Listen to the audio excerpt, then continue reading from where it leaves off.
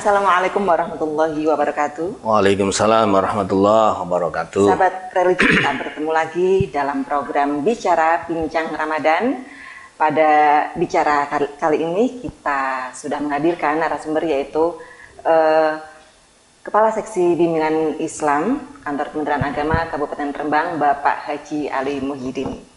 Apa kabar Pak Ali? Alhamdulillah sehat, baik. Kayaknya sibuk dengan haji ya Pak ya? Biasa. Ya. Ini sudah masuki pelunasan tahap 2 ya Pak ya? Betul. Ada berapa jemaah Pak yang masuk kuota pelunasan tahap 2 ini Pak? Waduh, banyak. Semoga lancar. Semoga lancar ya. Ya. Semoga Baik. lancar. Ya, dengan Pak Ali ini kita akan membahas tema tentang esensi Al-Quran di bulan Ramadan. Sahabat religi, sebagaimana kita tahu bahwa Al-Quran adalah pedoman bagi umat Islam. Di mana pada akhir zaman ini kita harus berpegang teguh pada Al-Quran ya, karena kondisi zaman yang serba penuh dengan era keterbukaan informasi ini bisa sangat mungkin bisa menyeret kita ke hal-hal yang negatif. Nah, dengan Al-Quran ini, bagaimana esensi Al-Quran ini pada kehidupan kita, terutama di akhir zaman, kita akan membahasnya dengan Bapak Ali Muhyiddin. Namun sebelum itu kita akan mencoba mengkaitkan Al-Quran ya, Al-Quran terutama kaitannya dengan bulan Ramadan ya Pak ya. Iya. Kita tahu bahwa Al-Quran ini diturunkan pada bulan Ramadan sehingga bulan Ramadan ini disebut sebagai bulan Al-Quran ya Pak ya. Nah, bisa dijelaskan Pak, mengapa bulan Ramadan ini disebut sebagai bulannya Al-Quran Pak? Terima kasih Mbak Ika. Assalamualaikum warahmatullahi wabarakatuh. Waalaikumsalam warahmatullahi wabarakatuh. Sepertinya ini hostnya malah lebih tahu dari yang akan kita jawab. Jadi begini sebenarnya. Ya. Bulan ini bulannya umat Islam. Betul. Asyharu ummati, jadi bulannya umat Kanjeng Nabi Muhammad SAW. Ya. Tetapi bulan ini juga penuh dinamika yang berat sebenarnya. Jadi biasanya ini fenomenanya dulu ya, fenomena kita itu ketika menjelang Ramadan, karena konon setan dibelenggu, maka lebih mudah untuk kita beribadah. Ketika mudah, banyak kepengen nyari Quran, mau dibaca. Padahal setahun mungkin belas tidak baca Quran. Iya. Tapi ini kan baik, lebih baik membaca daripada Tidak membaca ya. Kemudian nyari ke toko, beli Quran, dibaca. Yang penting baca itu kan. Baca. Selesai Ramadan, selesai Qurannya disimpan, dikunci, kuncinya hilang. Setahun lagi tidak dibaca. Ini kan fenomena gitu. Maka sebenarnya Ramadan itu ya betul, karena memang bulan ibadah. Syahrul ibadah, syahrul syahadah. Maka wajar kalau orang-orang berlomba-lomba ingin mendapat anugerah pahala dari Allah. Jadi wajar. Ya. Sehingga akhirnya kita pun ya ikut-ikutan bersemangat untuk melayani, meladeni, memberikan sentuhan rohani kepada mereka. Karena memang ini adalah momen yang paling tepat. Jadi semua itu butuh simbol dan momen. Kalau ada momen akan lebih saling rela melakukannya. Ikhlasnya mungkin akan lebih terasa daripada tidak. Gitu ya, tetapi ada fenomena baru gini Mbak Iko. Quran itu sekarang zaman ini akhir zaman ya, akhir zaman itu kan. Nah, begitulah istilahnya. Akhir zaman itu Quran itu sekarang kadang-kadang unik fungsinya. Dulu itu, kalau dulu itu kan kita diwajibkan oleh orang tua harus baca Quran habis maghrib itu. Iya. Sekarang itu malah apa ya? Bentuknya lain, kaligrafi. Kaligrafi ya. Jadi beli kaligrafi, ditempel di ruang tengah pintu dalam rangka mengusir jin gitu kan. Ayat kursi. Quran sekarang itu fungsinya sehingga berubah. Bukan lagi menjadi apa namanya ya, doktrin yang harus kita baca, tetapi menjadi jimat dalam tanda petik. Ya. Quran ini sekarang menjadi jimat. Iya. Tidak apa-apa daripada tidak itu kan. Karena memang fungsinya ada itu kan. Contoh begini, tahu atau tidak, Quran itu ketika kita baca hati kita tenang. Betul. Meskipun tidak tahu artinya. Iya. Kalau jenengan lewat kuburan, saking takutnya, maka baca Al-Ikhlas itu jadi tenang hatinya. Iya. Meskipun tidak tahu artinya. Ini fenomena Quran zaman akhir. Begitu ya Pak. Fungsinya bertambah. Menjadi dalam tanda petik adalah jimat lah. Tapi boleh tidak apa-apa itu kan. Itu kan zaman akhir gitu kan. Maka dari itu ya ini masa yang sangat baik karena memang di bulan ini dianggap atau memang betul sejarahnya bulan turunnya Al-Quran. Ya. Jadi itu sekilas dulu Mbak. Sekilas dulu ya. Ya. Dan juga begini Mbak, ada nuansa baru di dalam akhir zaman ini. Jadi benarkah Quran itu sekarang masih sama menjadi doktrin agama yang paling kuat di umat Islam? Ataukah hanya sebatas apa ya? Tadi tulisan kaligrafi, tulisan apa-apa. Contoh kalau orang lagi hamil atau bayi harus dikalungi, Quran di gulunya, kalau enggak nanti digoda setan. Nah, itu lebih baik daripada tidak gitu ya, Pak ya. Maka, memang ada pedoman lainnya Pak selain Al-Quran. Harus Al-Quran. Harus Al-Quran kan ya. Maksudnya yang dijadikan pedoman oleh orang lain pada masa kini selain Al-Quran tadi yang seperti Bapak bilang gitu. Semoga tidak ada. Jadi Quran saja. Tetapi ada fenomena baru juga begini. Ya. Jadi ini ada di tengah-tengah kita fenomena ini. Contoh begini. Jadi fungsi Quran tadi berubah menjadi hal unik tadi kan. Contoh begini. Orang kalau ingin nikah, pengen dapat orang yang cantik, baca Quran surat Maryam. Oh gitu ya. Itu kalau guru dulu begitu. Seorang wanita ingin mendapat jejaka yang cakep, maka baca surat Yusuf. Tapi itu bukankah anjuran dalam Islam? Misalkan ketika kita ingin mendapatkan rezeki, kita baca surat Al-Waqiah, begitu Pak? Betul, itu anjuran. Tapi kan tidak hanya sampai di situ harusnya kan. Nah, jadi kudu ikhlas, ridho. Oh, ikhlasnya ya. Bukan karena tujuan tertentu. Iya. Betul, tapi memang itu semangat untuk kita. Kalau ingin rezeki, baca Waqiah habis asar. Kalau kepingin dapat wanita istri yang cantik, surat Maryam. Dapat pria yang ganteng. Pengen lahiran anak cewek, surat Maryam juga. Kalau kepingin anak laki-laki cowok, surat Yusuf gitu ya. Pengen jauh dari sihir, baca Yasin. Yang paling aman ya baca semuanya, maka akan aman semuanya. Ini Quran. Ada juga hal-hal baru yang memang kita itu sekarang agak khawatir, kayaknya umat Islam. Khawatir. Banyak pihak-pihak yang tidak suka dengan Al-Quran. Itu ya, daerah-daerah lain ada juga kasus yang memang begitu kan, dengan Al-Quran kan, dibuat salah paham, bisa ada tulisannya macam-macam. Bahkan ada seorang pelajar yang tidak paham itu kan. Orang yang pelajar naik sepeda, nah ini kan karena dia pemahamannya terbatas gitu. Biar sepedanya lancar selamat, maka dia beli kaligrafi tulisan Bismillah ditempel di roda sepeda. Ini kan kurang pas. Kurang pas karena ditaruh di bawah ya Pak ya, kan nggak etis juga. Sehingga Al-Quran itu punya esensi, namanya etika. Nah, yang paling kentara adalah contoh begini. Ini di luar dalil. Kalau kita punya Quran di rumah, maka taruhlah yang paling atas dari antara buku-buku. Yang paling atas, betul. Paling atas Quran, bawahnya kitab kuning, buku. Yang paling pol bawah biasanya novel Freddy S. gitu kan, biasanya. Itu etika. Ada lagi begini, janganlah kamu taruh Quran di dekat kamu ganti baju. Tidak etis, karena kamu bisa tidak berbajuan di saat itu. Ada Quran, maka tidak etis. Tidak etis ya. Esensinya Quran itu hidup. Memberikan saksi pada kita kepada Tuhan nanti kalau di akhirat. Esensinya adalah kalamullah. Ini fenomena yang ya di zaman sekarang. Sekarang lebih serius ini sekarang ya. Kembali lagi ke Quran di bulan Ramadan. Maka ada istilah nuzulul Quran. Nuzul Quran ya. Tetapi saya kepingin mengupas terkait dengan esensi Quran di zaman akhir itu kan. Zaman akhir. Maka ada dalam ijazul Quran, kemujiatan Quran itu ada hal-hal ilmu-ilmu khusus yang harus kita pahami. Contoh begini, Quran itu banyak titik-titiknya. Contoh, ba itu titiknya di bawah, satu ya. Satu di Ta bawah. titiknya 2, sa titiknya 3. Apakah itu kebetulan atau ada makna? Pasti maknanya. Ada makna. Ada sir di dalam itu. Ada rahasianya. Maka Ibnu Jauziyah itu menulis dalam kitabnya itu punya makna namanya titik-titik itu. Menurut beliau titik di Al-Quran itu kalau dihitung gitu kan, bagi para pakar itu kira-kira 1.025.000 lebih 30 titik. Nah, nanti apakah bisa dihitung sendiri. Apakah ada punya makna itu? Jumlah sekian menandai apa, menandakan apa? Ya, kemungkinan ada. Maka saya ingin mengupas satu saja terkait dengan titik ini.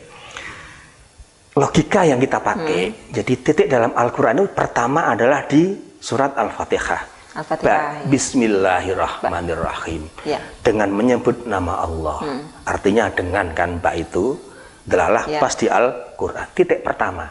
Coba kalau kita kaji titik terakhir di mana? Pasti di surat An-Nas. Karena surat terakhir kan An-Nas ya. Surat terakhir An-Nas itu kan nun kemudian sin ya. Nas di surat titiknya An-Nas. berarti di nun ya. Betul. Itu titik terakhir di Al-Quran. Nah, kalau yang awal itu kan awalan dalam kita menyebut Allah gitu. Itu anjuran bismillah itu. Tapi di akhir itu punya makna yang luar biasa. Konon para pakar Quran itu nas itu bahasan dari nasya. Kalau dipisah dari al sama nun sin. Nasya itu lupa. Lupa ya. Lupa. Manusia itu akhirnya ya maha lupa. Artinya bukan maha ya. Ada punya sifat lupa. Betul. Ada kelupaan. Lah lupanya manusia itu bisa sengaja, bisa tidak disengaja. Contoh yang tidak disengaja. Lupa karena dia mengalami gangguan otak. Itu medis ya. Ya, medis. Nah, itu dianggap lupa karena tidak sengaja. Ya. Lupa karena tidak sengaja itu dia boleh mempelajari Al-Quran. Boleh. Contoh, karena dia tidak bisa bicara atau tidak bisa melihat, itu kan hal tidak sengaja. Tapi boleh memahami Al-Quran. Oh boleh ya. Bahkan sekarang itu konon itu di Indonesia ada 5.000 orang penghafal Al-Quran. Termasuk banyak yang penghafal Al-Quran. Termasuk tunanetra itu. Betul. Jadi banyak sekali itu kita perlu. Karena sekarang juga sudah ada fasilitas Quran Braille ya Pak. Braille ya. Pemerintah sudah ke sana jadi lebih terlayani mereka lah. Tapi betul. Karena mereka fitrahnya begitu, tapi bisa bahkan kadang lebih pandai dari kita yang sempurna. Itu teman-teman yang memang punya kekurangan, tapi punya kelebihan, dan itu boleh, dalam Al-Quran. Makanya kalau kita kembali ke esensi kita ini ya, Quran itu boleh dibaca siapa saja, boleh dipahami siapa saja, kapan saja. Tapi dia dengan niat yang satu, tidak boleh untuk yang lainnya selain Allah. Selain Allah. Nah, contoh tadi. Ikhlas ridha, mencari ridha Allah gitu ya. Boleh untuk wasilah golek rezeki boleh, tapi tetap. Tapi semata-mata karena Allah. Nah, itu kan perantara saja ya. Itu jadi itu baik kok. Lagi-lagi begini berarti. Kalau nanti ada pertanyaan misalkan begini gitu. Kapan terus Al-Quran itu kan? Al-Quran itu ya. Itu sebenarnya tanggal 17 Ramadan apa Lailatul Qadar, Pak? Iya. Yang pertama begini. Quran itu punya dua hal yang harus kita pahami. Satu, kalamullah. Kalamullah. Ya. Dua, obat hati. Karena ada kata asyifa di dalam itu kan. Obat hati. Ya. Bisa untuk obat. Nah, obat hati ya obat rohani ya obat dohiriyah. Tapi Quran adalah kalamullah. Kalamullah. Apapun Quran dalam bentuk apapun dia tetap kalamullah. Iya. Kalamullah itu firman-Nya Allah Ta'ala. Tetap harus kita agungkan. Nah, itu Al-Quran. Jadi tidak usah khawatir terkait dengan Al-Quran. Inna nahnu nanzalna dzikra wa inna lahu lahafidun. Jadi Allah yang akan menjaga. Ya, tidak usah khawatir. Jadi segeger apapun Quran akan aman. Ya, walaupun berbagai upaya yang mungkin dari pihak-pihak tertentu ada yang dibakar, dirubah ayatnya gitu ya Pak. Karena Quran itu ya firman Allah, bukan firman-Nya Kanjeng Nabi. Ya. Wa mayan tiku anil hawa. Mutlak dijaga ya Pak ya. Bukan perkataan Nabi kan, tapi wahyu dari Tuhan. Wahyu dari Allah. Ini pertama yang harus kita pahami. Quran itu adalah kalamullah, bukan perkataan orang, tetapi kalamullah. Agung di situ. Sumber dari segala sumber hukum. Dan hebatnya lagi dari sekian 6.000 sekian ayat ya itu bisa dengan mudah ya dihafalkan oleh jutaan manusia ya. Ibaratnya begini. Kalau orang nyemplung ke laut ingin meraih samudra laut, dia tidak akan bisa. Kalau Al-Quran itu samudranya ilmu. Ilmunya habis, Qurannya ya masih ada. Qurannya masih ada. Jadi luar biasa. Kiainya dan sebagainya tidak akan bisa untuk mengurai total terkait dengan Al-Quran. Maha dahsyatnya Al-Quran. Sekarang tadi pertanyaan panjenengan kapan turunnya? Iya, nah itu tuh. Quran itu turun ya multi tafsir gitu. Tapi yang kita pahami, yang kita sering baca ya surat Al-Qadr itulah. Al-Qadr. Inna anzalna fi lailatul qadr. Sesungguhnya isun Allah menurunkan Al-Quran di malam Lailatul Qadar. Pertanyaannya, itu malam apa? Malam malam apa? Itu malam apa? Gitu ya. Qadar itu kan ada 3 istilah dalam ahli mufassir. Satu disebut sebagai malam kemuliaan. Jadi kemuliaan ya. Karena memang malam yang mulia. Iya. Lailatul Qadar itu kan kalau dihitung matematika 83 tahun lebih 4 bulan. Iya. Nah itu 1000 bulan ya. satu malam kita ibadah pahalanya sama dengan itu. Andai bisa itu kan, andai bisa. Kemudian juga terkadang itu kapan itu yang terjadi? Kapan terjadi? Apakah betul Quran itu turunnya di malam itu atau yang lainnya? Ada 4 surat terkait dengan itu. 4 surat ya Pak? Surat Al-Quran. 1 surat Al-Qadar. Al-Qadar. Quran itu turun di malam Lailatul Qadar. Pertanyaannya, kapan malam Lailatul Qadar? Ya. Ada yang mengatakan 17 Ramadan, ada yang mengatakan wallahu a'lam. Itu yang masih menjadi rahasia. Ada yang malam-malam ganjil. Malam-malam ganjil di atas malam 20 ya. Tapi betul, memang turunnya di malam Lailatul Qadar. Nah, sekarang bagaimana sejarahnya tanggal 17 Ramadan itu diperingati sebagai malam nuzulul Quran, Pak? Nah, itu nanti. Ketika turun di Lailatul Qadar itu bukan turun kayak bentuk lah, tapi dalam lafalnya bahasa kita sak gelondong penuh lafalnya kalamullah. Ya, diturunkan dari Lauhil Mahfud ke langit Baitul Izzah, langit pertama di dunia. Langit pertama itu semua total Al-Quran. Total ya. Baru setelah itu berangsur-angsur ke Rasulullah selama 22 tahun, 2 bulan, 22 hari, kira-kira begitulah. Maka ada kata Quran itu angzala sama nazala. Kalau angzala ada di surat inna angzalna. Itu beda artinya. Kalau angzala itu turun total. Turun total ya. Nah, maka itulah ketika Lailatul Qadar. Dari Lauhil Mahfud ke Baitul Izzah. Tapi kalau nazala itu berangsur-angsur kepada Rasulullah selama kurun waktu 22 tahun sekian. Menjadi Rasul ya. Terus kemudian juga begini, banyak cerita sih kapan 17 Ramadan. Itu baru surat pertama nih. Surat kedua itu terkait dengan surat Ad-Dukhan. Ada kata-kata begini, kalian begini. Inna anzalna fi lailatil mubarakah. Quran turun di malam yang diberkahi. Di malam yang diberkahi. Nah, itu kapan itu? Itulah jurusnya ke Lailatul Qadar. Sama, nanti arahnya ke sana juga ya. Surat yang ketiga di dalam surat yang kita pahami Al-Baqarah 185. Syahrul Ramadan alladzi unzila fil Quran hudal linnas itu. Nah, itu kan Al-Baqarah. Yang terkenal kan itu ya. Itu terkenal berarti. Bahwa di bulan Ramadan itu diturunkan Al-Quran sebagai hudal linnas yang pertama, petunjuk bagi manusia. Kedua, wa bayyinatin minal huda wal furqan. Jadi penjelas bagi petunjuk. Yang ketiga, pembeda antara hak dan yang batil. Maka disebut Al-Furqan. Ya. Jadi ini yang menjadi pembahasan asik yang surat ketiga ini. Terkenalnya kan 17 Ramadan. Nah, itu yang ya biarlah saja, karena memang biar rame itu kan. Biar supaya rame. Syiarnya ada ya Pak ya. Betul, biar rame. Tapi memang betul ya, angsur-angsur. Memang ketika Rasulullah simbolnya menerima wahyu pertama kali surat Al-Alaq, Iqra, itu kan di Gua Hira ya. Itu konon tanggal 17 Ramadan. Oh, konon 17 Ramadan. Maka akhirnya menjadi tradisi, menjadi hari Al-Quran, Nuzulul Quran. Meskipun dianggap juga itu juga termasuk Lailatul Qadar bagi sebagian ahli tafsir. Tapi intinya adalah wallahu a'lam Lailatul Qadar itu. Tetapi menjadi tradisi yang sangat sudah memasyarakat gitu. Jadi boleh-boleh saja, memang betul. Jadi Quran itu memang banyak peristiwa-peristiwa penting di dalam bulan Ramadan. Satu nuzulul Quran. Ada juga ayat yang sekarang surat yang keempat. Ya. Namanya adalah surat selain Tuhan adalah surat Al-Anfal. Al-Anfal itu ada kata-kata begini. Yaumal Furqan.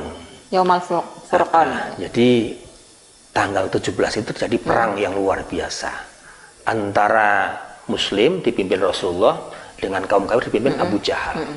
Maka ada yang namanya Al-Furqan, istilah Al-Furqan.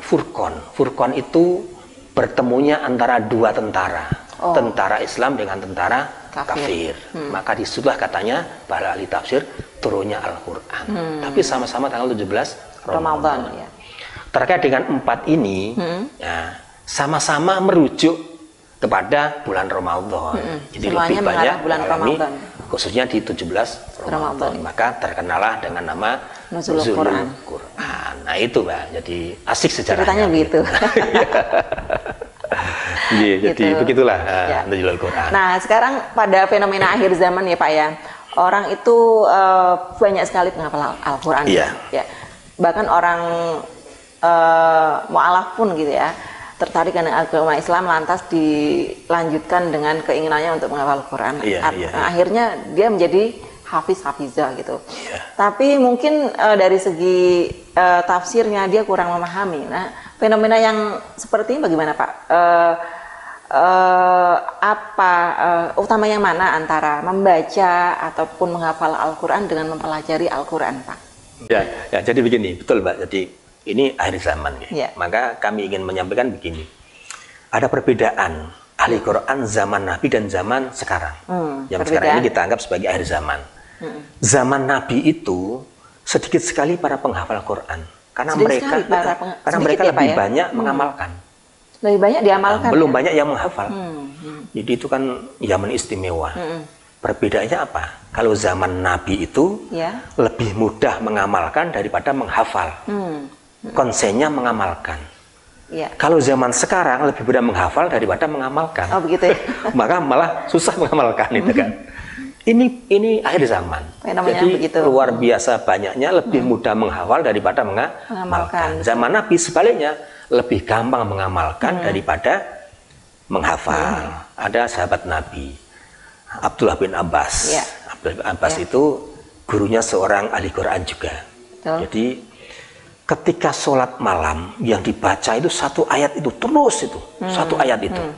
Konon karena beliau ingin menginspirasi surat itu, ingin dapat inspirasi dari surat itu. Surat apa itu kalau boleh tahu? Itu yang belum terterangkan. Belum terterang. Tapi keterangannya satu surat yang dibaca berulang-ulang. Apa maknanya? Bukan persoalan apa suratnya, tapi maknanya adalah beliau ingin mendapat anugerah dari ayat itu. Kalau belum masih akan diulang terus. Sebelum bisa mengamalkan akan dibaca terus. Itu falsafah para sahabat. Oh begitu ya. Jadi sekali satu ayat itu belum diamalkan, maka dia akan mengulang terus. Belum mempelajari ayat yang lain. Ini khasnya zaman Kanjeng Nabi. Jadi ingin mengamalkan total satu ayat sebelum pindah ke ayat yang lain. Sekarang kan beda toh. Sekarang itu pokoknya hafal. Amalannya ya Allah alam gitu kan. Ini bedanya zaman akhir itu kan, akhir itu kan, dan macam-macam lah terkait dengan itu. Karena mungkin menghafalkan lebih gampang ya daripada kalau pelajari kan turunannya ada kitab-kitab itu ya Pak ya, banyak sekali. Kalau mungkin pada zaman Nabi kan bisa langsung ke Rasul ya. Sumbernya jelas. Jadi sumber agama itu ya Rasulullah. Ketika itu. Kalau sekarang kan sudah. Kalau sekarang ada istilah sumber hukum Islam. 1 Al-Quran, 2 Sunnah, 3 Ijtihad, Ra'yu. Yang jadi persoalan banyak perdebatan ra'yu ini. Nah, itu ya. Kalau Quran hadis beres. Yang ra'yu ini, maka ra'yu itu terkait dengan tempat, waktu, dan kondisi zaman masing-masing. Kita harus berani berubah dengan zaman. Jadi zaman itu ya akan berubah. Yang tidak berubah ya perubahan itu sendiri. Gitu. Yang tidak berubah perubahan itu sendiri. Jadi akan sulit. Maka kita harus mau berubah. Berubahnya ya harus sesuai dengan liku-liku yang kita pakai ya standarnya Al-Quran. Hanya trennya saja yang berubah. Tapi pedomannya tetap Al-Quran. Ini zaman akhir. Nah ini pertanyaan terakhir Pak ya. Keistimewaan membaca Al-Quran di bulan Ramadan Pak. Apakah pahalanya berbeda dengan hari-hari biasa? Bulan-bulan lain Ramadan? Oh jelas. Jelas ya. Meskipun jumlahnya itu misalkan kita matur berapapun, orang akan semangat membaca Al-Quran. Jadi jelas itu kan bisa berkali-kali lipat di bulan Ramadan. Beda ya. Meskipun di hari biasa itu juga berkali lipat, tetapi di Ramadan lebih berkali lipat. Contoh begini, ada surat namanya surat Yasin yang sering baca, amal hafal lah begitu kan. Hafal tok kadang lupa amal aja. Yasin itu ada fadilahnya. Ini contoh Al-Quran, ada fadilahnya. Siapa yang dibacakan surat Yasin ketika seorang mayit sedang sakaratul maut, berarti belum mayit ya, maka akan hadir tiap huruf itu 10 malaikat. 10 malaikat. Satu huruf Yasin baru Yasin, berarti 2 huruf ya. Maka 20 malaikat. 20. Coba kalau dibaca sampai akhir. Selesai. 10 kali huruf yang ada di Yasin. Malaikat itu akan ikut menyaksikan memandikan mayit, akan ikut menyolati mayit, akan ikut menggotong mayit ke makam, mendoakan kepada Allah supaya dimaafkan dosanya dan sebagainya. Ini baru khasiat ayat 1 huruf di Yasin, belum yang lainnya. Artinya berlipat-lipat banyak, luar biasa. Bahkan kalau dalam bahasa Ijazul Quran itu, lipat itu bukan matematika, bukan matematika, angka itu, tetapi tak terhingga. Jadi yang kita pahami dalam ranah psikologi Quran itu, angka dalam Al-Quran itu bukan angka matematika, tapi angka tak terhingga. Itu simbol saja. 3, 7 itu kan simbol, tapi istilahnya tak terhingga pahalanya. Itu bahasa Ijazul Quran namanya, kemujiatan Al-Quran. Jadi luar biasa. Nah, ini ada fenomena juga ya Pak ya, misalnya di suatu komunitas gitu, ada orang yang misalkan tadarus bareng-bareng Pak ya, dia malu gitu, saya nggak bisa baca Quran, saya nggak ikut tadarus gitu. Nah, ini bagaimana supaya memotivasi orang tersebut agar mau bersama-sama tadarus, terutama di bulan Ramadan ya, karena mungkin faktor usia juga ya, akhirnya saya sudah ini, kalau sama orang-orang yang ini, orang-orang yang sudah fasih bacanya, saya kok malu ya, akhirnya dia mundur dari komunitas tadarus itu. Itu apakah bagaimana kita harus bersikap dengan orang-orang seperti itu Pak? Apakah ada pesan khusus bagi mereka? Saya akan menjawab dengan apa namanya, perumpamaan, istilahnya majas gitu kan. Majas ya. Contoh begini, ada anak kecil bertanya kepada ibunya, Bu, Islam itu kayak apa? Ibunya akan menjawab, Islam itu ya kayak ibu, penyayang kepada anaknya. Itu kalau yang tanya balita. Kalau anaknya sudah remaja, tanya, Bu, Islam itu apa? Kan beda jawabnya. Ya Islam itu ramah, saling tolong menolong. Itu kalau usia remaja. Kalau yang tanya seusia saya ke ibunya, Bu, Islam itu terus nopo? Ya Islam itu yang bertanggung jawab kepada negara, kepada agama. Usia 70 tanya lagi ke kakeknya yang belum mati misalkan, belum meninggal misalkan.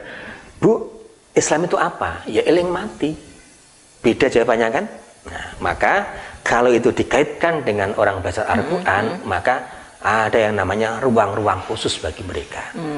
Jadi jangan dicampur antara anak-anak dengan orang tua. Oh gitu, ada komunitas. Beliau akan aman ketika berada dalam komunitasnya masing-masing. Jadi wajar, ya harus belajar. Ya. Quran itu harus dipelajari, apapun itu kan. Tidak penting dia kaya, dia miskin, tetapi harus ada orang yang rela dan ridho mengajarkannya. Maka bahasa dalam Ramadan itu ya namanya tadarus. Tadarus itu bukan mengajar, tapi saling menyimak. Menyimak dan membenarkan itu kan. Kalau ada yang salah diingatkan. Bukan mengajar satu-satu, tapi tadarus itu kan saling belajar mana nih? Tadarus saling belajar. Jadi biasanya bacanya gantian. Kalau ada yang salah diingatkan. Ya. Itu lebih lunak, tidak kayak menggurui. Orang tua akan lebih enjoy menerima itu dan tidak harus radikal, wah salah itu kan, tidak boleh. Jadi maka masing-masing punya ruang masing-masing, punya komunitas masing-masing. Tidak boleh bareng, nanti malah tidak boleh memalukan orang lain lah begitu. Tapi masih ada ruang kayak begitu. Siapa yang tanggung jawab adalah para ahli Quran, para takmir masjid, takmir musola. Ini yang harus mengadakan di bulan Ramadan tadarus Al-Quran. Yang akan kita upayakan itu bukan terkait dengan kutu fasih, enggak, bertahap lah itu. Tetapi hirohnya untuk belajar Al-Quran. Itu ini, jadi berlipat-lipat itu tak terhingga. Nah, itu Mbak Iba. Ya. Adakah pesan-pesan penutup untuk netizen Pak, pemirsa semua yang ada di tempat masing-masing? Ya, ada, tentu sangat ada. Karena ini kan bulan Ramadan ya. Bulan yang paling kita tuh sangat menunggu beduk maghrib gitu kan. Itu. Ada satu hal yang ingin kami sampaikan, ini sangat penting sekali. Quran itu kan lautan samudra ilmu yang tiada batas. Betul, ya. Maka tidak hanya disimpan, tapi harus dibaca. Harus disimpan saja, dibaca. Ada satu klausul dari para ulama. Kalau kita bisa baca Al-Quran meskipun sudah hafal dengan dohiriyah, itu akan menyehatkan mata kita. Kalau mata dohir namanya basor, kalau mata hati namanya basiroh. Maka meskipun sudah hafal, sekali-kali bacalah Quran dengan dohiriyah untuk menyehatkan organ kita, terutama mata. Kesehatan mata salah satunya adalah sering baca Al-Quran. Itu bisa mengurangi minus juga ya Pak? Semoga menggantikan kacamata tadi.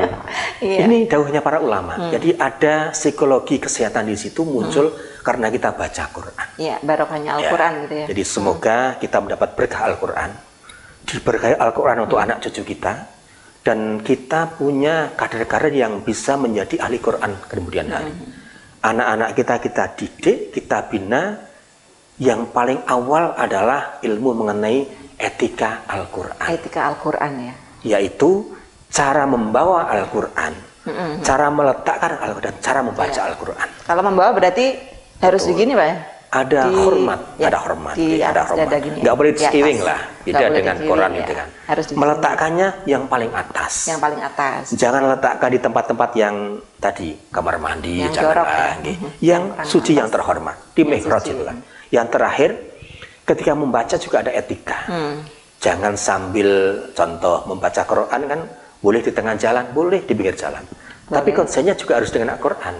Sambil ngitung mobil baca Quran, nanti akan merusak makna Quran. Dan kalau ngantuk, leren, tidak boleh ditutup. Kalau ngantuk, nah ini yang kalau sering. Kalau ngantuk berhenti ya. Leren, berhenti. Karena kalau diteruskan nanti bahaya. salah ya Pak ya. Bahaya, bisa berganti makna nanti. Maka ada klausul ulama namanya psikologi Al-Quran dan etika Al-Quran. Ini di atas hukum. Semoga kita semua diberkahi Al-Quran, bisa sedikit memahami.